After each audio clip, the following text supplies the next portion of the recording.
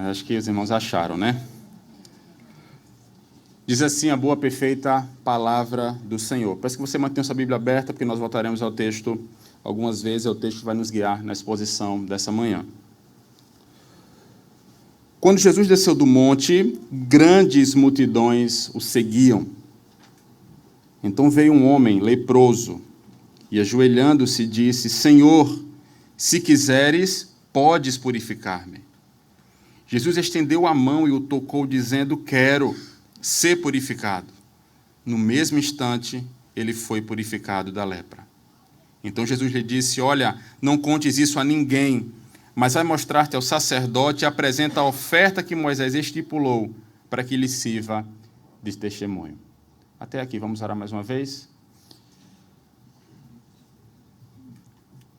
Pai, tua palavra foi lida e será exposta, e nós pedimos a iluminação do teu Santo Espírito nessa manhã, para que possamos entender as verdades contidas nesse texto. Que o Senhor, a despeito das minhas muitas limitações no falar e das limitações dos meus irmãos no ouvir, pois somos pecadores, pedimos que o Senhor possa agir em nosso meio, individualmente, mas também enquanto comunidade, enquanto povo do Senhor que aqui se reúne. Deus, ajuda-nos em nossas limitações, e o que nós te pedimos é que o teu nome seja glorificado e que o Evangelho possa ser visto e ouvido mais uma vez nessa manhã, para que homens possam se arrepender dos seus maus caminhos e se render ao Senhor em adoração. Aqueles vacilantes, ó Pai, possam encontrar na tua palavra o encorajamento necessário. Salva, Deus, nessa manhã o que nós te pedimos, é só o que o Senhor pode fazer. Nós podemos ministrar, mas nós sabemos que o Senhor é quem pode alcançar os corações. É assim que nós oramos, e no nome de Jesus. Amém. Amém. Nós estamos diante de um texto, meus irmãos, que é um texto conhecido, um texto que traz um drama, e no cerne desse drama, no centro desse drama, há um milagre realizado por Jesus. E nós sabemos que esse não foi um milagre isolado dentro do ministério do nosso Senhor Jesus Cristo enquanto viveu aqui na terra. Em seu ministério terreno, Jesus ele realizou inúmeros milagres. Ele curou cegos, coxos, outros leprosos, gente com outras enfermidades. Jesus multiplicou pães, ele acalmou a tempestade, ele andou sobre as águas e ele fez muito mais. Mas se há algo que deve ficar claro para nós diante dos milagres realizados por Jesus enquanto andou nessa terra, é que esses milagres não eram um fim em si mesmo. Os evangelhos e todo o enredo da Escritura não tratam os milagres apenas como um evento fora do comum, um evento fora da lógica humana, um evento que transcende as leis da natureza, não. É muito mais excelente do que isso. Toda vez que há um milagre na Escritura, seja esse milagre no Antigo ou no Novo Testamento, esse milagre acontece como uma espécie de sinal que vai atestar, autenticar o profeta que está em questão. Ele dá peso à mensagem que esse profeta carrega e ele vai exibir aos homens a providência divina e revelar os santos propósitos de Deus. Não é um fim em si mesmo, é algo muito mais excelente. Tudo isso foi verdade na vida de grandes homens, por exemplo, Moisés, Josué, Elias, Eliseu, Pedro, João, mas especialmente na vida de Jesus. Muitos, ao olharem para Jesus, eles não entendiam ainda que ele era o Deus encarnado, mas eles percebiam que os sinais que Jesus realizava, que os milagres feitos por Jesus eram obras de Deus. As pessoas olhavam para os sinais realizados por Jesus e percebiam que Deus estava agindo por meio dele. Ao mesmo tempo, ao realizar milagres, Jesus ele trazia uma grande mensagem de restauração para o seu povo. E não apenas uma restauração física e material, mas principalmente e especialmente uma mensagem de restauração espiritual. Portanto, eu quero que você saiba ainda a nível introdutório que os milagres eram uma espécie de sermões práticos, vamos assim dizer. Sermões práticos que eram pregados por Jesus, que davam peso às afirmações de Jesus, e faziam com que as pessoas estivessem atentas para a realidade de quem Jesus era e a realidade do que Jesus veio fazer nessa terra. Um exemplo disso foi quando Jesus ele ressuscitou o filho de uma viúva de Naim. Jesus ele chegava em Naim e um cortejo fúnebre ia seguindo com o menino deitado morto. A mãe do menino acompanhava o caixão, claro, aos prantos, entristecida, dilacerada, o seu filho está morto. E Jesus olha para aquela mulher e diz assim, olha, não chores. Que é isso? Que tipo de homem é esse que vê uma mãe chorando a morte do seu filho e diz, não chores. Jesus se vira para o menino e diz assim, moço, levanta-te. E o que é que acontece? Aquilo que nós já imaginamos. O menino se levantou. E qual foi a grande reação das pessoas? Lucas capítulo 7, verso 16, nos diz que o medo, o temor, dominou todas aquelas pessoas. E eles glorificavam a Deus, dizendo que um grande profeta se levantou entre nós e Deus visitou o seu povo. As pessoas sabiam que o sinal de Jesus era Deus agindo por meio dele. Perceba como um milagre não é um fim em si mesmo. A verdade sobre quem era Jesus estava em questão e os sinais fez com que os homens reconhecessem que Deus agia por meio dele e glorificassem o nome do Senhor. E a narrativa que será objeto da nossa reflexão nessa hora também não é diferente. O milagre em nosso texto foi um milagre grandioso, é verdade, mas muito maior do que esse milagre a nível físico é a grande mensagem que Jesus quis transmitir com esse sinal. E esse é um milagre que tem tudo a ver com a impureza, esse é um milagre que tem tudo a ver com exclusão, com distanciamento, mas ao mesmo tempo é um milagre, é um sinal que tem tudo a ver com purificação, com libertação, com salvação e com graça. Mas antes de entrarmos no nosso texto diretamente, vamos fazer um exercício aqui. Nós precisamos fazer alguns apontamentos sobre o Evangelho de Mateus e o que Mateus, evangelista, ele tem trabalhado até aqui. Mateus ele escreve para uma audiência primária que é majoritariamente de judeus. E a sua intenção não é escrever um recorte, um retrato biográfico da pessoa de Jesus. É muito maior, é mais excelente do que isso.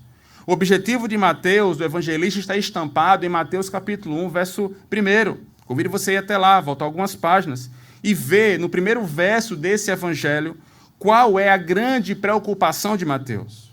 Mateus capítulo 1, o verso 1 nos diz que esse é o livro da genealogia de Jesus Cristo, filho de Davi, filho de Abraão. A grande preocupação, o grande objetivo de Mateus é apresentar Jesus como Messias, o ungido de Deus, Jesus Cristo. Nós sabemos que Cristo não é um sobrenome de Jesus. Maria não registrou Jesus como é o nome do seu filho? Jesus Cristo. Não. Cristo não é um sobrenome, Cristo é um título, Messias, o ungido.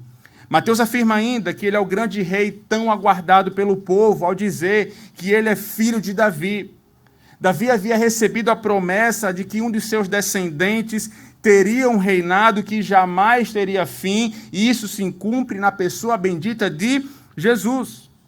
Mateus ainda diz, nesse primeiro verso, que esse reinado, o reinado de Jesus, ele abrangeria todo mundo, pois nele se cumpriria o que havia sido dito a Abraão, de que todas as famílias da terra seriam benditas nele. Ele é o filho de Abraão e em Cristo Jesus essa realidade se cumpre. Então, após apresentar o objetivo do Evangelho, o Evangelho que Mateus escreve, Mateus ele passa a descrever agora fatos sobre a pessoa do rei Jesus no decorrer do primeiro capítulo até o capítulo 4. Ele escreve, por exemplo, a genealogia de Jesus, você vai acompanhando na sua Bíblia. Ele escreve a narrativa do nascimento de Jesus, o batismo de Jesus, a tentação enfrentada por Jesus e o chamamento de Jesus, quando Jesus ele chama os seus discípulos. Até o capítulo 4. Do capítulo 5 ao capítulo 7, Mateus ele apresenta os princípios do rei, ou a ética do reino, naquilo que nós conhecemos como o Sermão do Monte, o Sermão da Montanha. Jesus dizendo como o seu discípulo deve se comportar, como a ética do seu reino é a ética que ela é contracultural, A ética do reino de Cristo Jesus é a ética que suplanta o reino terreno. E quando nós chegamos ao capítulo 8, já que no capítulo 7 encerra-se o Sermão do Monte, nós vemos que Mateus, no capítulo 8, no capítulo 9, ele relata 10 milagres que apontam para o poder do rei e nos evidenciam como o evangelho do reino de Deus ele vai ampliando o seu alcance. E o que nós estamos lendo, ou os versos que nós lemos, é justamente o primeiro milagre dessa série de 10 milagres apresentada por Mateus. Fica um bom exercício para você, hoje à tarde, você vai almoçar, você vai tirar aquele cochilo, depois você vai pegar a sua Bíblia e você vai ler esses 10 milagres, tá certo? Combinado? Quando nós olhamos para o nosso texto, o verso 1, nós observamos que ele diz assim, esse é um texto belíssimo que tem muito a nos ensinar sobre a nossa condição, mas principalmente sobre aquilo que recebemos de Cristo através da sua obra. O verso 1 nos diz, quando Jesus desceu do monte, grandes multidões o seguiam. O texto inicia com uma espécie de movimento ao dizer que Jesus ele desceu do monte. E que monte é esse? Jesus tinha acabado de pregar aquele que talvez seja o seu sermão mais conhecido, que é o Sermão do Monte. Mateus capítulo 5, verso 1, nos diz que ele viu as multidões, subiu no monte, os seus discípulos se aproximaram dele e ele começou a falar, ele começou a pregar, ele começou a discursar. Então, Mateus 8, verso 1, ele inicia com o movimento de descida e ele marca, de fato, o final do discurso de Jesus, do Sermão do Monte. Jesus termina de pregar, desce do monte e grandes multidões o seguiam. É interessante pontuar, meus irmãos, que nesse momento do ministério de Jesus, ele já era popular. De acordo com Mateus capítulo 4, nós percebemos que Jesus ele já percorria toda a Galileia ensinando, pregando o evangelho do reino de Deus, curando os enfermos. A fama dele já corria por toda aquela região. Nós dizemos que a fama de Jesus o precedia. Antes dele chegar em determinada cidade, as pessoas já tinham ouvido falar sobre ele. Por isso as pessoas iam atrás dele. As multidões, de fato, o seguiam. Mas eu quero que você perceba um detalhe aqui.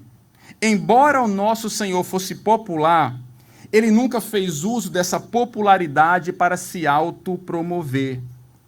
Jesus não estava buscando aqui ou interessado nas multidões como hoje um youtuber está interessado nos milhões de seguidores para o seu canal.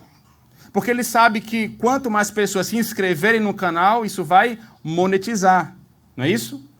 Então, se você gosta de um YouTube, você vai lá e segue ele, se inscreve, porque isso vai ser bom para ele, bom para você, vai ser uma troca. Mas observe, Jesus ele não faz uso dessa popularidade para se autopromover, como nós vemos em nossos dias. Ele nunca almejou isso. Jesus sabia, tinha muito claro diante dele que uma coisa eram as multidões, outra coisa eram os seus discípulos. As multidões buscavam apenas espetáculos, apenas sinais, mas não queriam ter responsabilidades com Jesus, com seu ensino. Por outro lado, os discípulos eram aqueles que queriam de fato conhecer Jesus, entender quem de fato ele era e fazer os seus caminhos e das suas palavras fonte de vida. E por que, meus irmãos, considerar isso, essa diferenciação é importante? Porque ainda hoje, em nossos dias, há muitos curiosos que querem apenas ser espectadores, que acham interessante os ensinos de Jesus, que acham bonito os ensinos de Jesus, mas não querem ter compromisso com Jesus.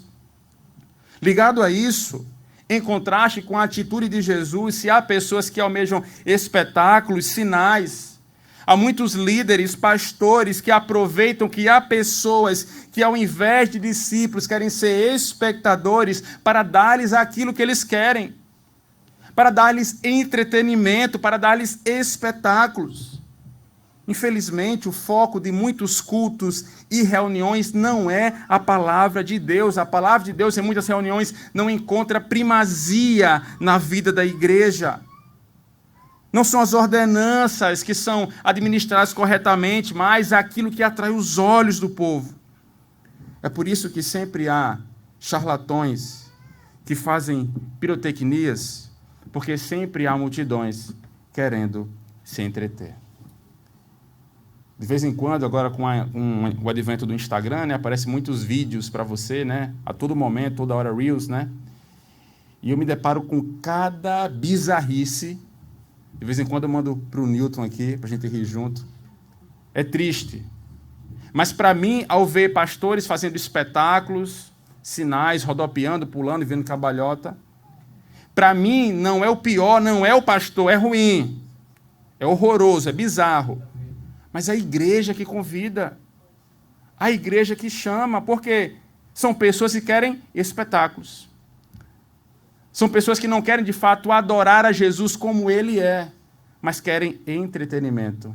E sempre que há pessoas querendo entretenimento, há charlatões dando-lhe aquilo que eles querem. Mas Jesus, Ele não busca espectadores. Ele não quer números, Ele não quer mãos levantadas, mas Ele quer discípulos. Pessoas que se comprometam com Ele, que seguem os seus passos e que, acima de tudo, almejam com todo o seu ser ter um relacionamento pessoal com Ele. Sabe que a verdadeira igreja, meus irmãos, não é a multidão que simplesmente segue a Jesus em busca de espetáculos, mas a reunião de discípulos, pessoas que o seguem para ouvirem suas palavras e se comprometerem com Ele. A igreja verdadeira é a assembleia daqueles que se recusam a seguir Jesus do próprio jeito, meramente como curiosos, retendo apenas o que lhes agrada e descartando o que os conforta. Por isso a pergunta que nos cabe agora não é outra senão: em que lado nós estamos? Em que lado você se encontra nessa história? Você é daqueles que está na multidão, que não tem rosto, que não se compromete com Cristo, naquela massa cinzenta, que busca apenas sinais, espetáculos e que não tem compromisso com Cristo? Ou você é de fato um discípulo de Jesus, que segue a Jesus como de fato ele precisa e merece e deve ser seguido? De que lado você está? Entre as multidões ou entre os discípulos de Jesus? É nesse ponto da nossa narrativa que algo interessante acontece. Olha comigo o verso 2. Então veio um leproso e, ajoelhando-se, disse: Senhor, se quiseres, podes purificar-me. Dentro do que nós já vimos até aqui, o verso 2, eu creio, que é mais maravilhoso do que o verso 1. No verso 1, nós vemos que as multidões que buscam espetáculos estão atrás de Jesus, seguem Jesus, mas não se comprometem com Jesus em adorar a Jesus. O verso 2 já inicia com um movimento diferente. Um homem se aproxima de Jesus, ajoelha-se diante de Jesus como forma de adoração, e isso para mim é mais impressionante do que ele ser seguido por uma multidão. Adoração. Mas quem era esse homem? A Bíblia não nos diz o nome desse homem, a Bíblia não nos diz as suas credenciais sociais, não aponta de que cidade ele nascera, mas nos diz que ele era um leproso. Um leproso aproximou-se de Jesus e o adorou. Esse é um fato interessante, meus irmãos, quando entendemos alguns pontos em relação ao contexto por detrás dessa narrativa. Primeiro, os leprosos eram indivíduos escanteados na sociedade judaica. Eles literalmente viviam à margem dos acampamentos, à margem das cidades, porque eram considerados impuros e poderiam contaminar outros. Isso estava na lei, prescrito na lei. Se alguém fosse achado com a doença de pele, com a lepra, deveria estar à margem, literalmente mudar geograficamente, viver à margem do acampamento, à margem da cidade, para não contaminar aqueles de dentro. Em segundo lugar, a lepra, no contexto da Escritura, ela indica várias doenças de pele. E talvez aqui você tenha pensado logo em hanseníase, né? A doença de Hansen, mas é muito mais do que isso. O leque aqui para a palavra é justamente muito maior, é um leque de doenças de pele. Em terceiro lugar, havia uma lei cerimonial no Antigo Testamento que regia o afastamento dos leprosos e a reinserção desses leprosos na comunidade. E quem eram aqueles que conduziam esse afastamento e essa reinserção? Eram justamente os sacerdotes. Os sacerdotes eram quem conduziam todo esse processo. E talvez você pergunte, mas por que tudo isso? Talvez você ache que isso tudo é uma espécie de humilhação para aquela pessoa. Já não basta a pessoa estar doente. Agora a pessoa tem que receber o crivo dos sacerdotes para sair do acampamento ou para ser reinserido nele. Por que passar por todo esse processo? Que culpa a pessoa tem de contrair a lepra? E aqui eu quero que você atente, eu quero chamar a sua atenção para um fato crucial para a nossa fala a partir daqui. A lepra ou a impureza em si mesmo não era um pecado, mas era um símbolo do pecado. Quando nós olhamos para Levítico 14, percebemos que a lei de purificação do leproso e a reinserção do leproso na comunidade contemplava sacrifício. Para que houvesse o veredito de cura pelo sacerdote, expiação deveria ser necessária. O sacerdote e o leproso deveriam oferecer oferta pela culpa e pelo pecado, e isso nos leva a crer que a lepra carregava um significado muito mais abrangente do que simplesmente um problema sanitário. A lepra representava um afastamento social, mas era uma clara ilustração do afastamento do homem com Deus. Os leprosos eram privados da vida em comunidade, e ligado a isso, não poderiam entrar no tabernáculo, muito menos no templo, para adorar ao Senhor. É por isso que esse milagre realizado por Jesus transmite para nós uma mensagem maravilhosa e um peso de glória muito grande, porque nós, eu e você, nos assemelhamos a esse homem. Porque a nossa condição natural, ou em nossa condição natural, nós nos encontramos longe e distantes do nosso Deus por conta do nosso pecado, por conta da nossa impureza. Nós podemos ter um corpo físico saudável. Você pode contratar o Luca para ser seu personal. Você pode pagar a Smart Fit, a melhor academia, o melhor plano possível. Né? Mas, meus irmãos, por dentro, todo homem está em um estado de imundície por conta dos seus muitos pecados. O pecado nos afasta de Deus, e o nosso Deus santo, eternamente santo, não pode compactuar com o pecado. E é interessante como a Escritura vai descrever o pecado. Segura o estômago. Ela o compara, por exemplo, com o vômito de um cachorro, com a ferida apodrecida. A Escritura vai apontar que o pecado é como a lama, é como o esterco e como a lepra. É nojento, né? É assim que Deus enxerga o pecado. Deus não pode compactuar com a imundície. Deus não pode se associar à impureza. Deus não pode se assemelhar ao pecado.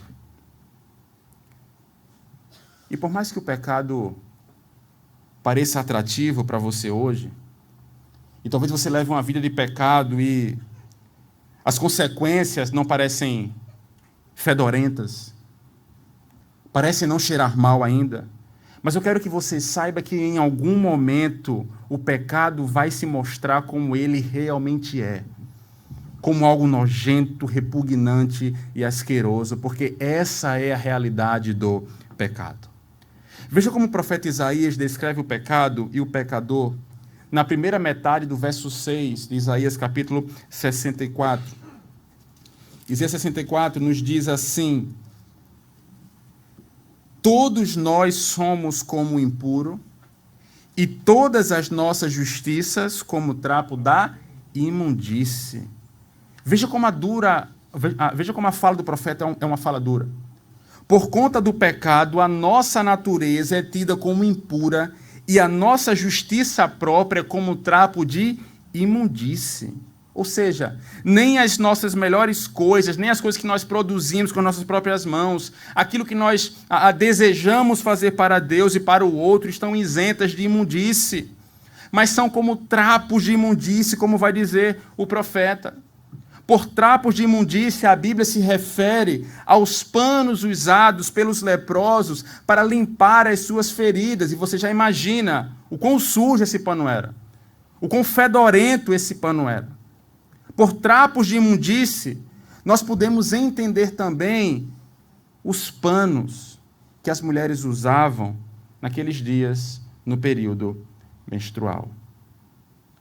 O que o profeta quer nos mostrar é que nós e as nossas melhores obras são contaminadas diante de Deus. Somos impuros e a nossa justiça própria é impura. Eu não tenho nada, eu não tenho como, de forma alguma, sujo do jeito que sou, me aproximar de Deus por conta própria. É por isso que nós dizemos que nenhum homem pode ser salvo pelas obras, não é verdade? Nenhum homem pode ser salvo porque fez isso, porque fez aquilo. Nenhum homem pode ser salvo porque cumpriu isso ou cumpriu aquilo. Não. Os nossos melhores esforços para se achegar diante de Deus são podres, literalmente imundos, como vai dizer o profeta. Então, pastor, diante disso, como que um homem de fato se aproxima de Deus? E a resposta, meus irmãos, é pela fé. Observe como esse homem leproso se achega a Jesus. Observe a expressão de fé desse homem, quando ele diz, no verso 2, Senhor, se quiseres, podes purificar-me. O leproso, ele manifestou confiança no fato de que Jesus, ele tinha poder para curá-lo. E na mente daquele homem, a única questão não era se Jesus poderia fazer, se ele tinha poder para fazer, porque ele cria que Jesus tinha poder para fazer isso. A única questão na mente daquele homem era se Jesus de fato queria, se ele tinha o interesse de curá-lo, se ele tinha o interesse de purificá-lo. Por isso que ele disse, Senhor, se o Senhor quiser, o Senhor pode me purificar. Eu sei que o Senhor pode, eu sei que o Senhor tem poder. Agora, tu queres? Para que o leproso fosse curado, meus irmãos, Jesus ele precisava ter misericórdia, porque a cura não estaria baseada no mérito daquele homem. Nós já sabemos disso.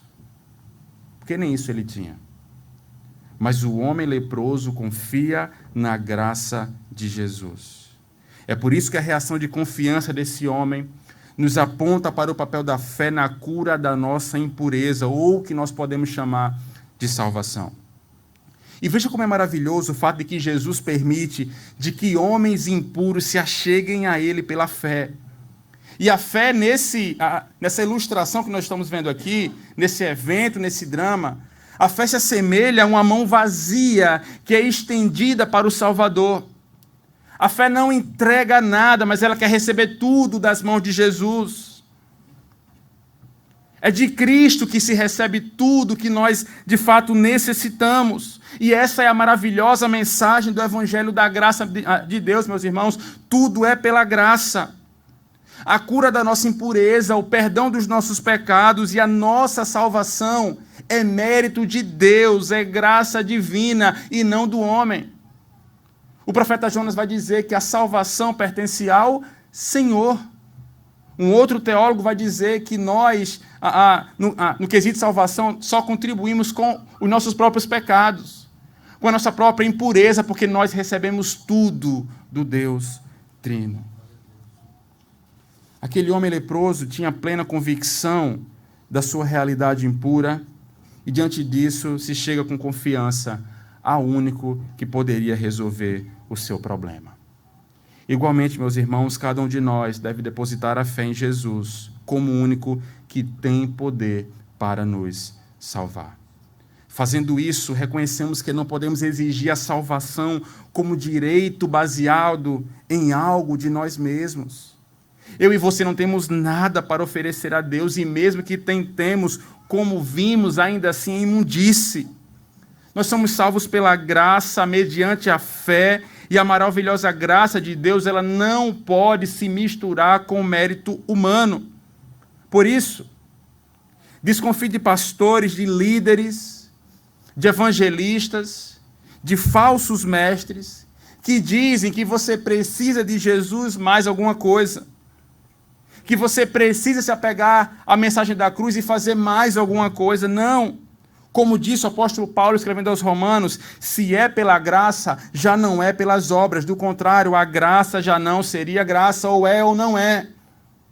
Ou é pela graça ou é pelas obras, não tem meio termo. A graça de Cristo Jesus, a graça do nosso Deus Trino não se mistura, não se compactua com os méritos imundos do homem.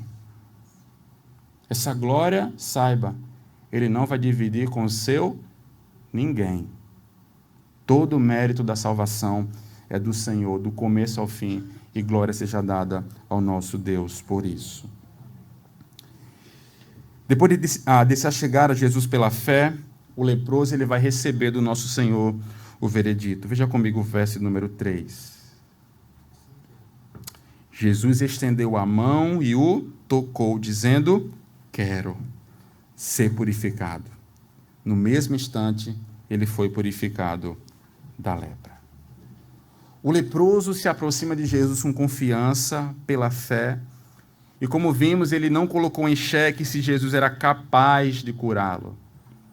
Mas ele se pergunta se Jesus estava disposto a fazer isso. E a resposta de Jesus àquele homem é uma resposta para a gente também, uma resposta para mim e para você, que sim. Jesus está disposto a nos purificar. Jesus está disposto a nos curar. Jesus está disposto a nos salvar. Jesus veio a esse mundo para salvar pecadores, meus irmãos. Ele foi até as últimas consequências para nos resgatar. E muitas vezes nós pensamos em últimas consequências apenas o fato dele ter morrido numa cruz maldita e miserável, onde, no ambiente romano, a palavra cruz não poderia nem sequer ser mencionada. Um cidadão romano não poderia sair da boca dele uma palavra tão nojenta e asquerosa como essa. E Jesus morreu numa cruz. Mas o fato dele ter ido tão longe, nós podemos observar o fato de que ele tem entrado nessa vida, tem encarnado de fato como um bebê. Jesus precisou que pessoas trocassem as fraldas dele. Aquele que sustentava a criação precisava agora ser amamentado no seio da sua mãe, no seio de uma mulher. Que humilhação! Pisar numa terra de pecadores, onde pessoas imundas estão pisando.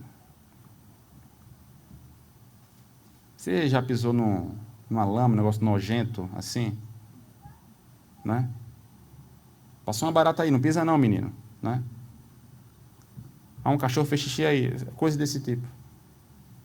Imagine, Jesus pisou numa terra onde pessoas imundas estão vivendo, estão habitando. Ele foi longe demais para nos salvar. A própria encarnação de Cristo Jesus já é ir longe demais para nos salvar. Por isso ele está disposto a nos curar. Ele está disposto a nos salvar. É do agrado de Deus que homens e mulheres sejam salvos. Ele está disposto a salvar todos aqueles que se achegam a ele pela fé. E a forma como Jesus realizou esse milagre torna essa realidade ainda mais grandiosa. E por quê? Porque os judeus entendiam que tocar em um leproso transmitia a impureza do leproso a quem o havia tocado. Por isso que nós vimos que eles moravam fora dos acampamentos, fora das cidades. Eles não poderiam mais viver no âmbito normal da sociedade, mas deveriam habitar numa comunidade leprosária. Entretanto, o movimento que nós vemos no verso 3 é um movimento que vai de encontro aos padrões daquele contexto. Jesus não apenas diz com a boca, seja purificado, mas ele toca de fato naquele homem, ele tocou naquele leproso. É provável que as pessoas que estivessem olhando aquela cena pensassem que a lepra agora havia sido transmitida para Jesus. Mas pelo poder de Jesus, é a sua pureza que foi transmitida para aquele homem. É provável que as pessoas estivessem observando isso e ficassem, meu Deus, e agora? E perceba, nada que Jesus faz é por acaso. Nesse movimento de tocar aquele homem, Jesus ele quer transmitir uma imagem, uma mensagem de identificação. No batismo de Jesus, em Mateus vai relatar isso, que o batismo dele simbolizou a sua identificação com os pecados do povo.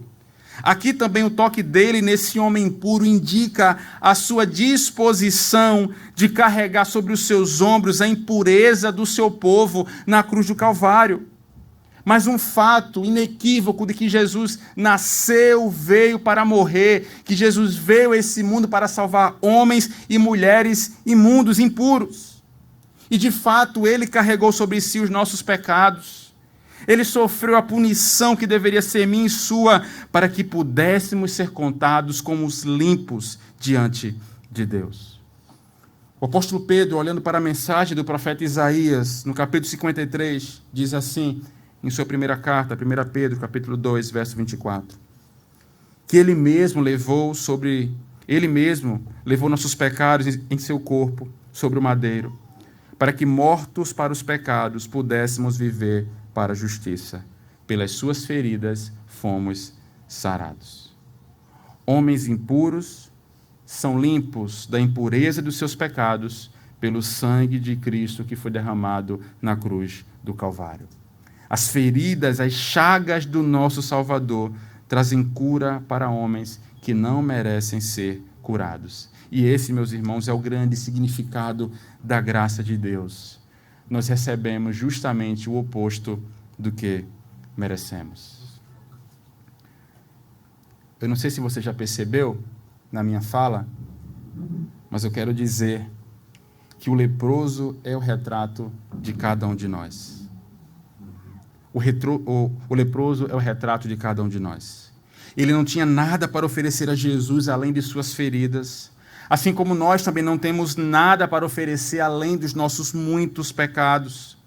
Assim como o homem leproso, nós somos impuros, estamos distantes de Deus, perdidos em nossas feridas, contaminados por nossa miséria, mas fomos salvos mediante a fé pela graça de Deus. Nós recebemos o oposto daquilo que nós merecemos, meus irmãos, pela graça, mediante a fé. E isso não vem de nós, é dom de Deus. Depois desse clímax, a narrativa avança para o seu desfecho e o verso 4 nos diz assim. Então Jesus lhe disse, olha, não contes isso a ninguém, mas vai mostrar-te ao sacerdote e apresenta a oferta que Moisés estipulou para que lhe sirva de testemunho. A lei mosaica estipulava que a cura da lepra tinha que ser certificada pelos sacerdotes. E em Levítico capítulo 14, do verso 1 ao verso 32, nós vemos que Moisés registrou que a reinserção de um homem leproso na ambiência da comunidade se daria depois de apresentar uma oferta a Deus. Com esse proceder, aquele homem estaria dentro da lei, apto para ser reintegrado à sociedade e recuperar o direito de ir ao templo. Essa reintegração simbolizava a realidade espiritual mais profunda de ter os pecados perdoados e ser reconciliado tanto com os outros quanto com Deus. Por isso que ele diz àquele homem, vá, faça o que está escrito na lei. E o grande propósito de Jesus era com que o homem leproso e todos que tiveram o privilégio de ver essa cena precisariam interpretar esse milagre como sinal da redenção pelo pecado. E observe, a cura física aqui é importante, e isso nos mostra como Jesus se preocupa com a nossa parte física assim, pois nós não fomos criados para a enfermidade. A enfermidade vem, a doença vem como advento do pecado, mas o significado desse sinal é ainda mais excelente. Jesus aqui não vai romper com a realidade da lei mosaica apenas para colocar agora um homem são na ambiência da sociedade, para que não haja nenhum tipo de problema sanitário, mas não. O grande interesse de Jesus era que aquele homem fosse ao templo para adorar a Deus. Adoração. Isso aponta ainda, meus irmãos, para uma realidade ainda mais excelente, que ele limparia a impureza do seu povo quando derramasse o seu sangue no madeiro, para que eu e você, agora longe de Deus, distante do nosso Senhor, estejamos aptos igualmente a adorar a Deus. John Piper disse que o esforço missionário existe porque não há adoração. O problema do mundo, meus irmãos, é que as pessoas não adoram a Deus. Esse é o grande problema da humanidade. E Jesus nos restaura, nos limpa, para que estejamos aptos a adorar a Deus, e de fato em espírito e em verdade. Por isso que ele diz, olha, vai ao templo, se mostra ao sacerdote e apresenta a tua oferta. Meus irmãos, toda teologia e todo evangelho que apresenta uma redenção meramente física não é o evangelho de Jesus. O fim último de sermos purificados de nossos pecados não é para receber um carro novo, não é para receber uma casa nova, ou para receber algum tipo de benefício material, mas de fato adorar ao Senhor. Para que sejamos aptos de fato a adorar ao Senhor em espírito e em verdade. E para adorar ao Senhor de todo o nosso coração, com a inteireza do nosso ser, é preciso que estejamos limpos da nossa impureza pelo sangue de Jesus. E é assim que nós devemos nos apresentar diante de um Deus que é santo, santo, santo. É por isso que há o esforço missionário, para que mais pessoas conheçam a mensagem da cruz, para que mais pessoas possam reconhecer que estão impuras, que são impuras por conta dos seus muitos pecados, mas há uma boa notícia, há alguém que a lava com um sangue perfeito de fato e pode salvar perfeitamente e plenamente. Essa é a grande mensagem desse milagre descrito por Jesus. Um homem impuro achegou-se a ele pela fé, foi purificado pela graça e agora pode apresentar a sua oferta, pode se achegar a Deus em atitude de adoração e pode ter plena comunhão com o seu povo. Ao sermos limpos, ou melhor, ao reconhecermos a nossa impureza e ao sermos limpos de nossos muitos pecados, nós agora podemos ter comunhão com esse povo maravilhoso que aqui está e com o nosso Deus. Eu concluo a minha fala contando uma história que o escritor americano Philip Yancey traz em um de seus escritos acerca do Dr. Paul Brand. O Dr. Brand foi um renomado ortopedista e cirurgião inglês que dedicou a sua vida ao combate da lepra e que desenvolveu importantes técnicas cirúrgicas para ajudar os portadores dessa doença. Esse homem estudou por muitos anos a lepra e ele descobriu que a causa para as perdas dos membros, das mãos, dos pés, dos dedos, não era necessariamente a lepra em si, mas sim acidentes e incidentes causados pela insensibilidade à dor. Os leprosos perdiam parte do seu corpo, e foi isso que esse homem constatou, que essa perda não era meramente pela doença, mas pela insensibilidade. O doutor percebeu que havia uma ausência no sistema nervoso igualmente, onde aqueles leprosos não tinham sensibilidade. Eles poderiam, por exemplo, facilmente colocar uma mão num objeto super quente e só sentir que a sua mão estava queimando quando ele sentisse o cheiro de carne sendo queimada. Muitos leprosos foram estudados na África, na Ásia, e a tese desse homem foi confirmada. A lepra é uma enfermidade que tira completamente a sensibilidade da pele. Ele constatou que em muitas comunidades leprosárias, ratos vinham à noite e dilaceravam os dedos dos leprosos enquanto eles dormiam, porque eles não sentiam, eles estavam insensíveis à dor. Meu ponto em trazer esse fato, meus irmãos, é porque muitos homens têm sucumbido, têm morrido sem salvação, porque não têm a real noção da sua impureza. E aqui eu não falo da impureza física, mas especialmente a impureza do coração. O pecado nos torna impuros e, de acordo com o testemunho bíblico, todos nós já nascemos debaixo do pecado. Todos nós somos, por natureza, leprosos espirituais. Assim como aquele homem, o pecado nos impede de adorar a Deus, nos impede de desejar ao Senhor e nos impede de ter comunhão com Deus e com o outro também. E muitos ainda hoje têm se perdido porque não se reconhecem como impuros.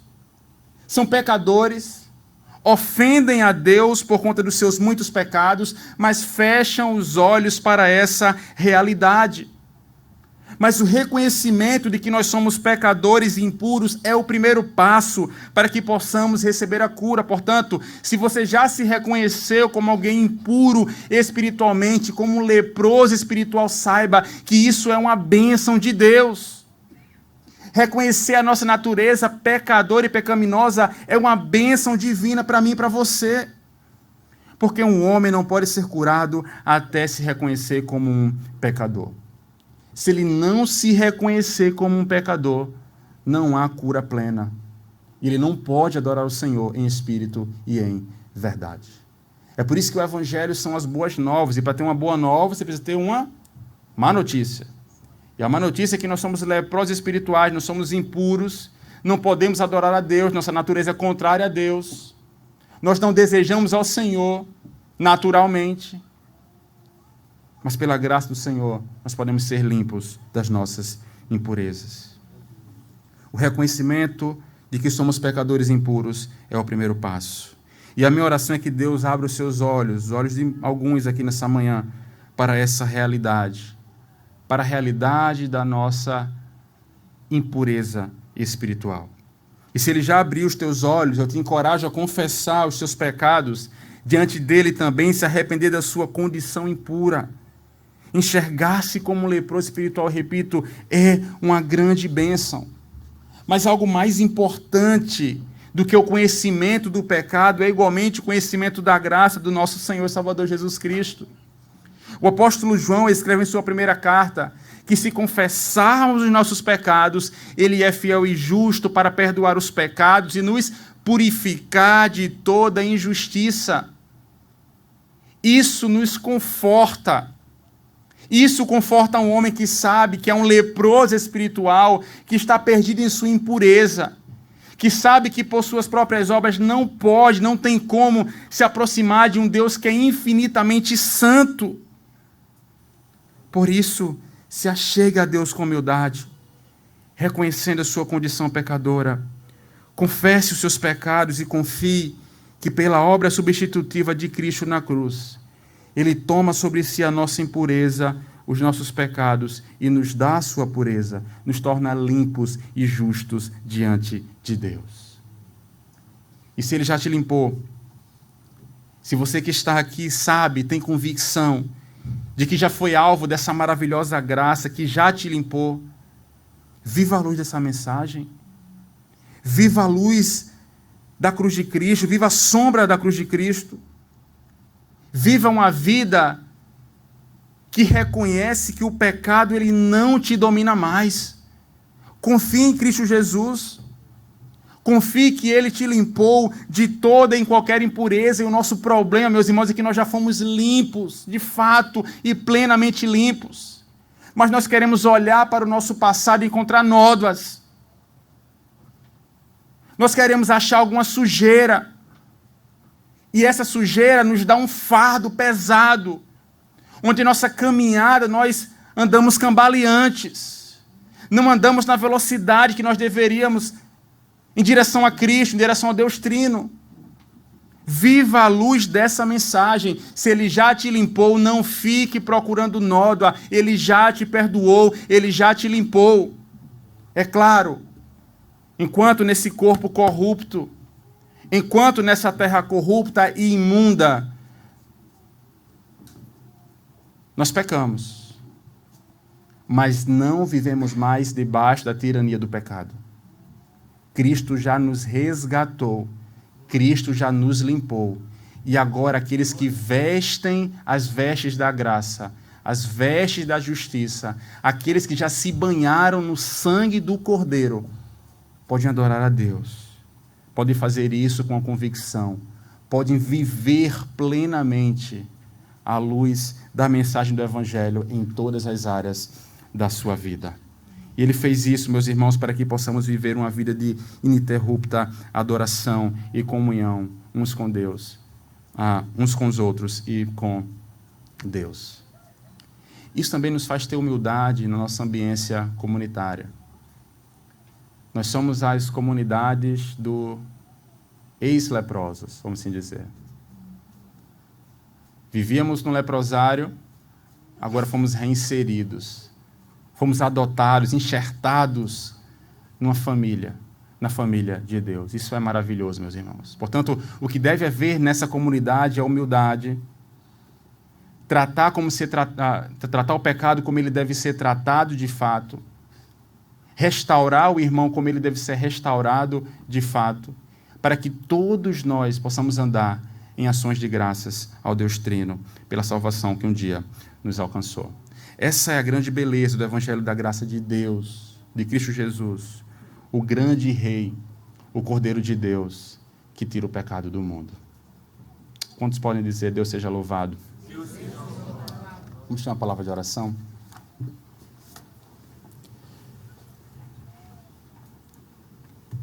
Pai, nós te louvamos porque éramos impuros, o Senhor nos deu a plena convicção da nossa impureza e nos deu a real noção da graça que nós podemos encontrar em Cristo Jesus. Te louvamos, ó Deus, porque fomos limpos, purificados pela graça.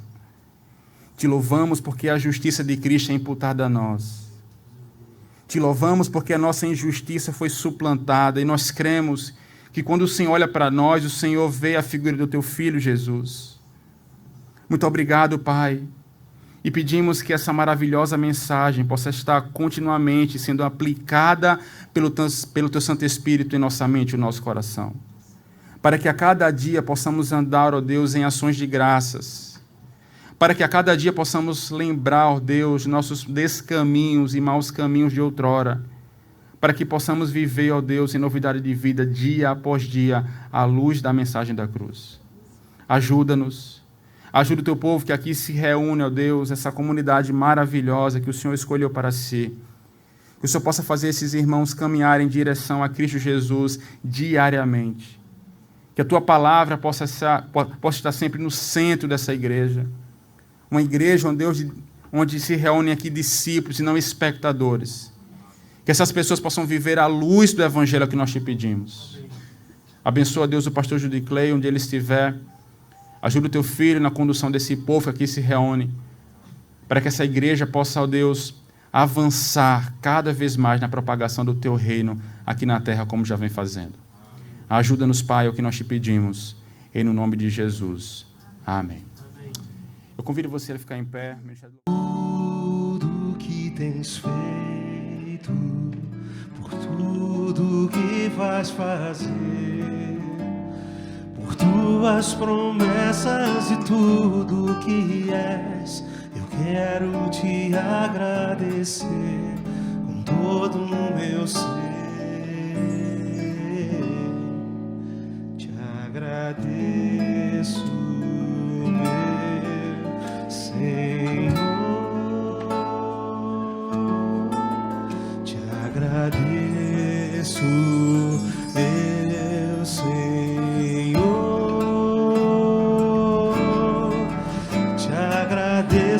Por me libertar e salvar, por ter morrido em meu lugar. Te agradeço, Jesus, te agradeço, eu te agradeço, te agradeço.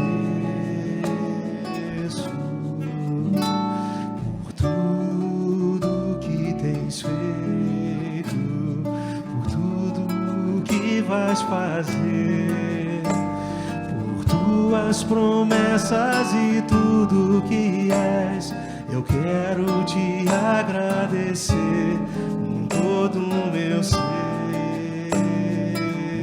E aí?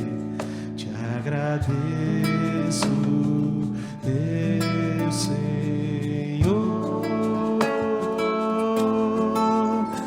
Agradeço,